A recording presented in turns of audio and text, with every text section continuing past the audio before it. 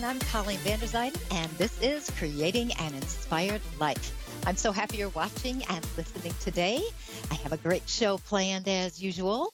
As you know, my passion is to help you live your most awesome, your most unique, your most inspired life.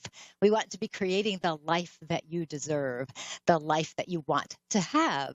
And we all have problems and all of those things, but we can still have a pretty good life.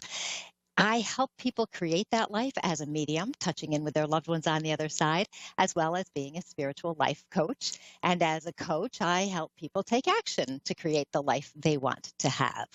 Today's coaching tip is all about handling an armchair coach. The other day, I was sitting watching the TV for the Olympics. We were watching the skating. And as we were watching the skating, we started analyzing everything they were doing. And as we were doing this, I started to think about people who yell at their TV during sporting events, believing they know more than the coaches do. And I remember the name was called an armchair coach. And I thought, well, this is interesting. I've got to look this up. So I look up an armchair coach, and that is someone who offers advice or opinions on something in which they have no expertise or involvement. And while we weren't quite exactly armchair coaching, because we weren't telling them what to do, we were still analyzing everything they were doing, but we were doing it based on very little knowledge. We have no knowledge really about what looks good in skating and what doesn't. Now, an armchair coach who yells at the TV during a sporting event is no big deal. It's harmless unless you're sitting in the room and they're just irritating. But an armchair coach who decides to get involved in other people's lives, someone maybe online or a real live person, judging somebody or trying to control them, being critical, telling people how to live, that can be very difficult for the recipient. We don't want to be told how to live and what to do. People who think they're experts, like an armchair coach, love to share their knowledge, and they want to show how superior they are to people. And so frequently they end up putting people down. They want to point out all of the ways you're doing something wrong. They tend to be know-it-alls, and I'm sure you've experienced this. And it can be really hard to be around them. Have you ever had somebody do this, try to tell you how to live? It's kind of like that backseat driver thing where somebody's sitting behind you in the car telling you how to drive your car. It's really irritating. And an armchair coach who tells you how to live, that's also really irritating. I remember reading this story about the famous author Brene Brown. She was doing a TED Talk. And of course, after she does the TED Talk, they post it online. And people started leaving all these negative comments about her, personal comments about her, how she looked, how much she weighed, calling her names, and all of this stuff. Now, as an aside, she's actually quite attractive and she's good looking, and she's certainly by no means anybody we'd want to be making fun of for any reason whatsoever. She said at first when she was reading these comments, it was bothering her. It really affected her. And then she realized that she was out there. She was in the public eye. She was living her life. She was in the game of trying to help people create their best life. She was putting herself out there while these critical armchair coaches weren't. They spent their time on the sidelines, not actively doing anything to make people's lives better, not doing anything to be helpful. And she said when she realized that they weren't in the game, that their opinions didn't mean anything to her anymore, she was able to separate that out. If someone is criticizing you, they're not in your game. They have no expertise in your life. The only person who has expertise in your life is really you. You're the one living your life. They aren't living it. Although these people, if someone's criticizing, might feel like they're helping you, and that should be in quotes, helping you. But if they're mean and hurtful, then they are not helping you. You might feel if it's somebody who knows you well, that maybe they do know more than you, that maybe their opinion weighs more than your own opinion. And then you might start to doubt yourself, questioning if you know what you're doing. You might not believe in yourself and even what you're capable of. You wouldn't know. You'd be putting it aside, taking someone else's opinion as more important than yours. But you're the one creating your life. While they may think they can control you, they can't unless you let them. Now, Brene could have let these people affect her deeply, but she moved into a different space and was able to recognize that they didn't know what they were saying. It's hard to believe sometimes that people can be so nasty. But here in the United States in the last year or so, there's been a bit of a cultural shift where people feel that they can say whatever they want. And they do this under the guise of it's just their opinion and they have free speech. And yes, that is true. They have free speech, but they also have no awareness of kindness, compassion, love, empathy, encouragement, or even human decency. Why would we want to hurt someone on purpose? And that's what some of these people do. People who criticize you have nothing of value to offer you. They're expressing opinions based on something in their heads rather than actual facts. The way to counteract this energy is to believe in yourself, to make choices that love and honor you, to stand in the power of who you truly are.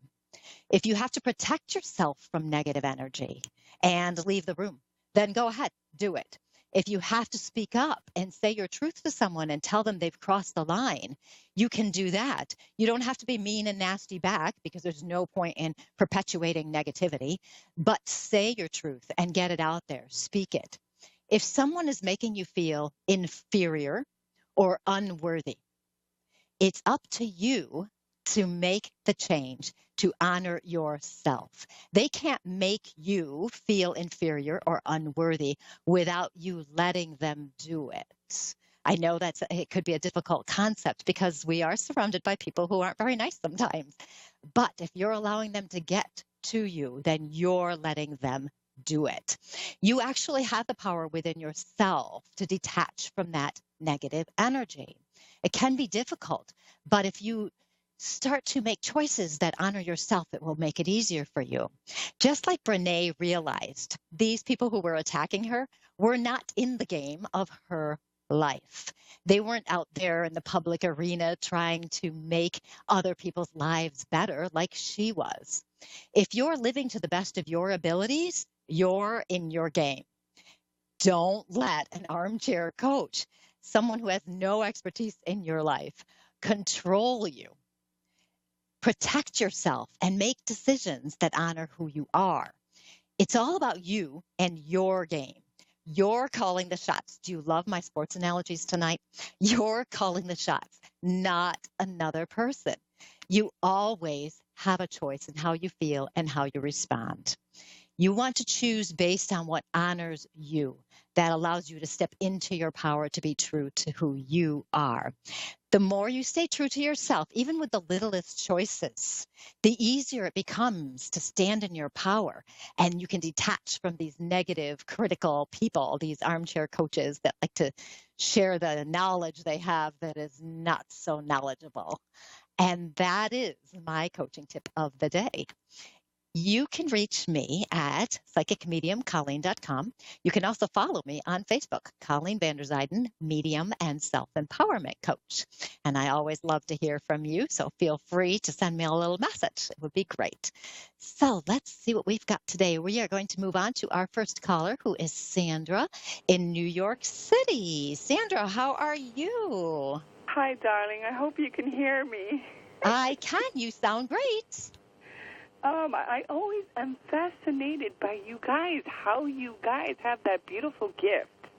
And I wanted to know if I had a gift or if anything you could recommend me. And can you pick up on anything? Since you're a medium, I guess you would pick up someone who had passed away in my family. Am I right? Okay, that's all sorts of things right there to go with. First, I do want to tell you that I can tell you're very empathetic. You have a very fine sense of being able to connect with other people. And because you have that, you too could also be able to do things like this because you have that natural ability in there. Have you ever noticed yourself, all of a sudden you start to feel in a weird mood or a bad mood for no reason whatsoever? Have you ever noticed that? when I get on a line to pay something. Oh, I'm in the interesting. store Really? or I'm online. And then I have to realize who is around me. Because Yes, and my mom says I might be like a sponge taking up. yeah, Mm-hmm. because you are sensitive. You do have that sensitivity. Certain things would bother you. Now, it is interesting because there are people who are sensitive out there who will blow out light bulbs because Yes, of their that's energy. what my mom said. Yeah, she said I would come in and the lights would go like. Up. Yeah. Yes, so Mm-hmm. you do have that ability. It is there Mm-hmm. within you. And just asking the question about that is enough that it might kind of awaken and get Okay. going even more. So if you are interested in pursuing that, there's, of course, all sorts of classes and workshops and stuff you can take, Please. all Yeah. sorts of areas, and also a lot online you can find too. I will Okay. recommend, if you haven't heard about Lilydale Assembly, that's where I work as a medium. It's in New York State, western part of New York, just a little south of Buffalo. Okay. Lilydale Assembly is a spiritualist community, and they have a summer season of workshops, various workshops you can take. And there are things that happen off season as well. But there's Okay. workshops there, and that might be something you want to check out. So Okay. that I website wrote is it down. lilydaleassembly.org. And they do have the summer season workshops and stuff already posted. So I'll just Okay. give you that information because that will be fun. Now, this man who's standing behind me that wants to talk to you, I've got a guy here, and he actually feels very fatherly, grandfatherly. He's got that paternal vibe about him. And as he comes in, I do have to say, I like his energy. There's a lot of sweetness about his energy, a certain calmness, and what is this? It's a very reassuring presence. Do you have somebody that would have passed a bit on the older side who's very sweet and reassuring and a little bit on the quieter side? That's probably my mother's side. Okay. But my uncle did pass away, which means my father's brother who passed away. But he was like a salesman. He was more like a go-getter. But A go-getter? yeah, like a go-getter. He's all about money and he's all about like work. Yeah, he's like go into sales. He does that to me. Okay. I don't think this is him. But that wasn't it. Yeah, if it's on the sweeter side, it's always my mother's side. Because my mom's always the quiet side and sweet and nice, a little bit more quiet on that side. Mm-hmm. Okay.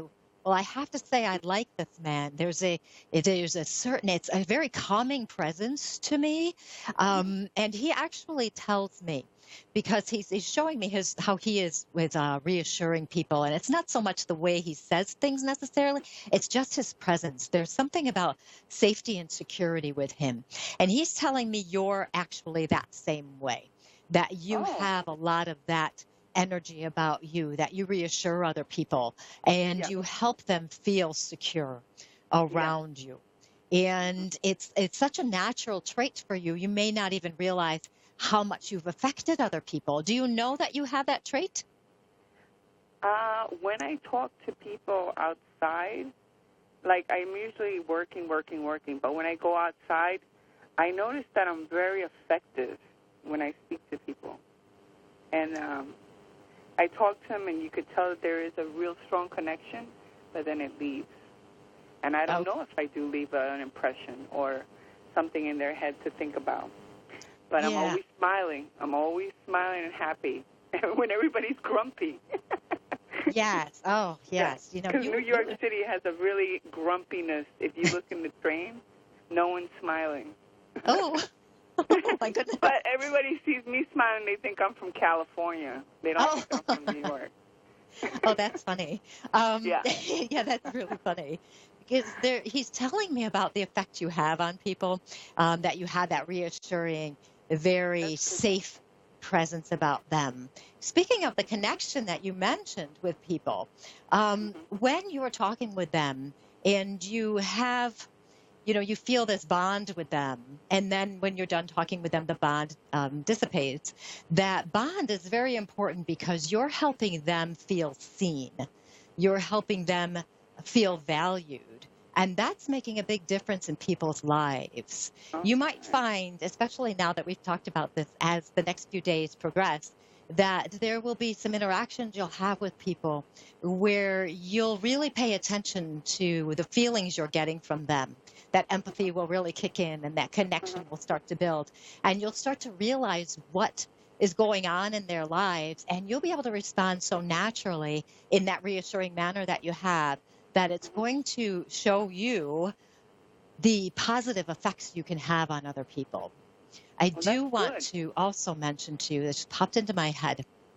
Gosh, what is the name of this? Oh dear, it popped out of my head. I'm thinking maybe I should use words to cure people in a healthy way or healing way, because I like to do some healing. Yes, and I'm thinking maybe if I use phrases or word, or maybe pick up a book that can help me understand that words are powerful, and maybe figure out how to talk to people without even, there's a way to talk to people even without insulting them. You want to get your, Yes, there are so many books out there on the power of words and the effect the words you say have on your body as well. And doing things along the lines of saying only positive words and things like that will make a difference. There's something, here it came back to me, neuro-linguistic programming. Have you ever heard of that? Neuro-linguistic, I'm writing it down. Program, okay. Yeah, check into this. They call it NLP for short. And it's a way to communicate with people, to really acknowledge them, but also to strengthen the connections you have with people. You might find this very interesting, especially since you're apparently getting ready to move into the metaphysical fields with, psychic mediumship, healing, and all of those things, the awareness of energy. That's going to be big stuff for you, especially because it comes through with this man who's talking to me, the strength that you have with the way you speak. So this is going to be something you're going to use, and something you're going to use in a positive way to help positively impact other people. Okay. And this is part of your life path to affect others in a really nice way. And you've already been doing it because it's very natural for you. And this is going to be fun. Yes. Okay. So have you ever, before I let you go, have you heard of Lilydale? No, this is the first time I came across this by mistake. I don't know. And I just saw it and I was like, this is interesting, because I'm always all about science, mystical, and all that stuff. And I love to learn new stuff. And I know this has been ancient, so I was like, why even denying this is history? So let's give it a try. Yes. Yeah. They say there's no such thing as coincidences. It's all synchronistic. And you've come across the things you're supposed to come across at exactly the right time. You need to come across them. It's really wonderful. So, okay, I've been talking to you for a bit of time, and it looks like I need to move on to my next caller. But definitely check into those things. And if you come to Lilydale, make sure you find me. I'm on First Street there. So all right. I would love to talk to you, because you sound like somebody who is just like me. So we will have some fun. I know we will. God bless you. Thank you so much. Thank you so much, Sandra. Have a good night. And that was Sandra from New York City. It's so much fun talking to callers. There are so many wonderful people out there in the world who want to make a difference, and she's going to be one of them. Our next caller tonight is Carrie Ann from Louisiana. Carrie Ann, how are you today? Oh, I am doing great. How are you? I am doing quite well, thank you. How can I help you tonight? Well, I am looking at trying to do something different with my life. I have a job, and it may be ending soon, but I feel the move or the need to want to do something different. And that's what I'm looking to see. Maybe you would have some ideas for me, or if you see anything coming up. And it might just be something on the side, that I would do as well as work. So that's what I'm trying to see the answer for. Okay. Two things are coming through very clearly right now. One is I want to be on my computer a lot. Are you on your computer all the time at work now? I am on my computer at work, or whenever I am at home. I do genealogy, and I am searching for tidbits of information and stuff like that, and connecting with relatives and things like that. So, yes, you're very spot on about that. Okay, because I want to be on the computer a lot. The other thing I'm feeling, which is very cool, is I am feeling, and this may be part of the genealogy thing, so this is kind of an interesting tie-in. I'm feeling this connection to you when you're younger. And I'm feeling this connection to you when you're younger, kind of rediscovering some of the things you liked to do when you were younger. I want to be doing some creative things, and I want to be creating something meaningful, of course, but something that is inspiring as well. Did you used to write at all when you were younger? Yes, I did. And I was encouraged to become like a journalist. That's what they recommended for me in high school and stuff like that, because I love to write and I was very good at it. Okay. That makes sense totally to me then, because I want to be creating stories. I want to be creating something like this. There seems to be that connection between, when you were younger and now, kind of bringing that back into the forefront. I am feeling also that connection. I want to be writing children's stories. I don't know if you've considered that. I want to be writing children's stories, and it seems to tie in with some of the things you're learning with the genealogy. There's fictionalized versions of things I keep seeing coming out. Do you know an artist by any chance who could do the illustrations for you? Well, interesting that you should say that is because I do have a half-brother that I have recently found, and he is an artist. He's been an artist all his life. I did not know this, and so that would tie in well. I don't know how he would feel about doing illustrations for children's books, but he's definitely an artist. Yeah, I don't know either, but there's definitely a connection here. And it felt to me that there was someone you knew who could do illustrations for you. And interestingly, interesting. Okay. I can feel the production of writing. And I can feel that it's not just for entertainment purposes. It's also for educating people. And it's for spreading an awareness of our connections to others, an awareness of connections to family, our awareness to our past and to our future. There's a lot of depth within these. Even though I feel children's stories, there's a depth to them. It's not, Spot is in the cupboard, what is Spot doing kind of book. It's something bigger than this. Right.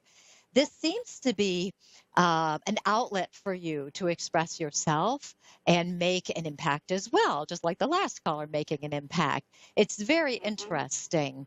And, usually, and as we all know, realistically, it can be hard to, publish things like that and get them published by an actual publisher. But I feel you know enough people that you could do a self-publishing route and get things out there if that's something you're interested in. There's a lot to that.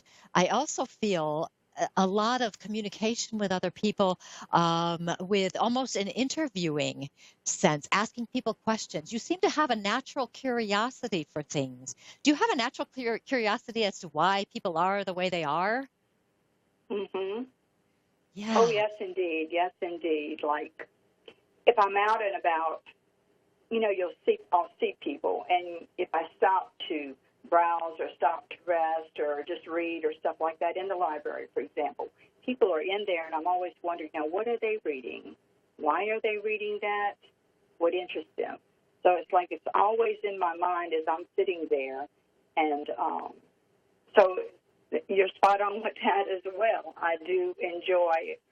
I am curious about what other people do, what they like, what they think. And so I guess I like to be involved and to help them as well. Like with my genealogy, I have been able to help so many people that have been stuck or can't get past it or find things like that, and to help them with that. So I've had a lot of luck with that. So I guess I do interview people, I guess is one way of putting it. Yeah, I guess I interview some people, but I do have that curiosity, and I've always been like that. I'm very sociable and very outgoing and very outspoken.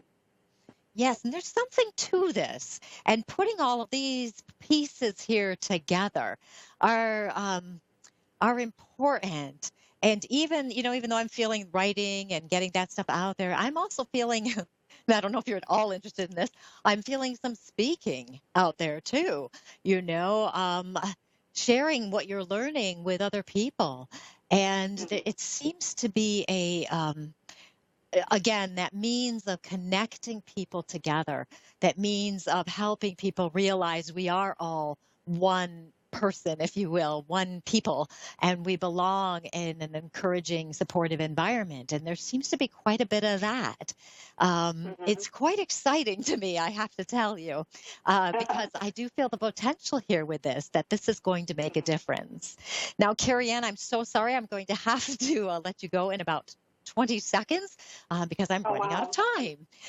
But you have so many things here to think about. So good luck figuring all this out, because I feel very excited about your plans. All right. Well, thank you so much for sharing with me. Thank you for calling. It was nice talking to you. And that was Carrie Ann from Louisiana. So exciting to talk to people. So this week, remember, stay in your power. Don't let people criticize you. Don't let them try to control you. You're the only one who can control your life and to create the life you want to have. We don't have to be under the influence of another person, and we don't have to listen to an armchair coach. And as you can tell with the two callers we had tonight, amazing people, they're out there making a difference. Just like Brene Brown, when I was talking about her, they're out there making a difference, trying to help other people's lives become better. Now, if you'd like to connect with me, you can find me at psychicmediumcolleen.com. You can also follow me on Facebook, Colleen Vanderzyden, Medium and Self-Empowerment Coach. On my Facebook page, I have all sorts of videos on there from past radio shows, all sorts of things on there that can help you. And if you go to my website, you can sign up for the free newsletter, and you'll get a free download, a meditation download, and that would be great. So thank you for watching and listening. I'm Colleen Vanderzyden, and this was Creating an Inspired Life. You have a great week, and I will talk to you next week. Goodbye.